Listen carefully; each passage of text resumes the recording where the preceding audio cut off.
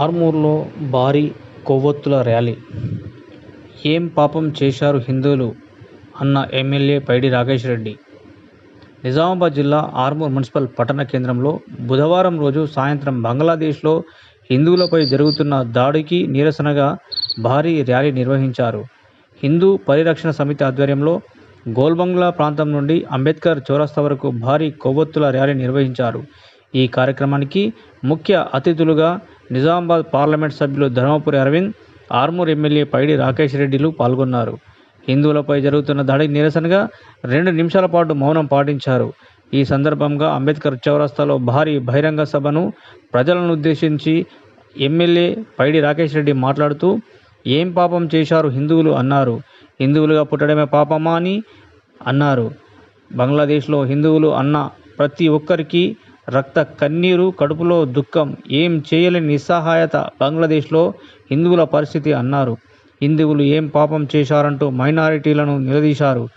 మహిళలను, చిన్నపిల్లలను చూడకుండా మానభంగాలను చేస్తున్నారన్నారు.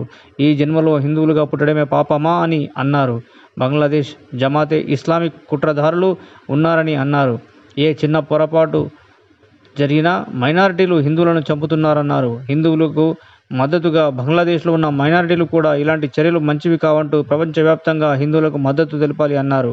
ఈ కార్యక్రమంలో బీజేపీ నాయకులు పల్లి గంగారెడ్డి, కంచెట్టి గంగాధర్, జీవి నరసింహారెడ్డి, కలిగొడ గంగాధర్, జస్సు అనిల్, త్యాగ ఉదయ్, పులి యుగేందర్, మందుల బాలు, కలిగొడ ప్రశాంత్, ఖాందేశ్ ప్రశాంత్, విజయానంద్, బీజేపీ నాయకులు, కార్యకర్తలు, హిందూ పరిరక్షణ సమితి నాయకులు, కార్యకర్తలు, హిందూ బంధువులు, ఆర్మూర్ పట్టణ ప్రజలు పెద్ద ఎత్తున పాల్గొన్నారు.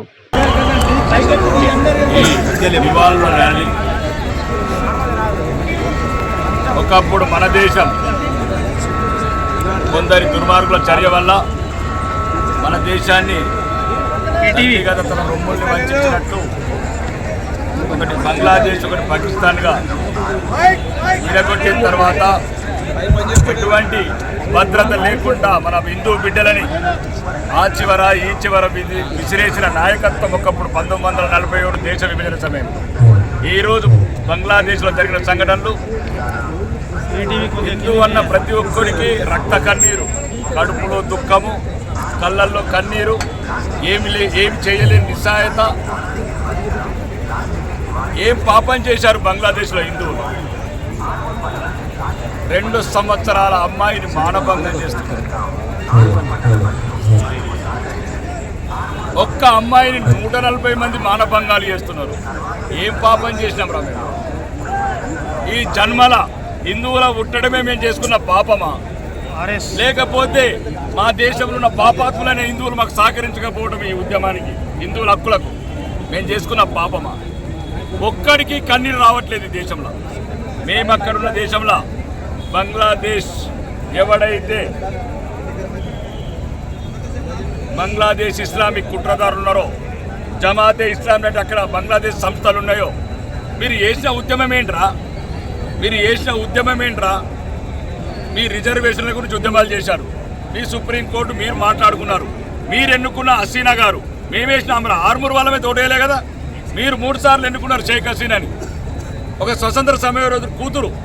కానీ దీని వెనుక కుట్ర ఉంది, గమనించాల్సింది మీడియా మిత్రులు ముఖ్యంగా. అంటే ఏ సందర్భం దొరికినా మైనారిటీ అయితే హిందువులంతా వాడికి అవకాశం దొరకాలి.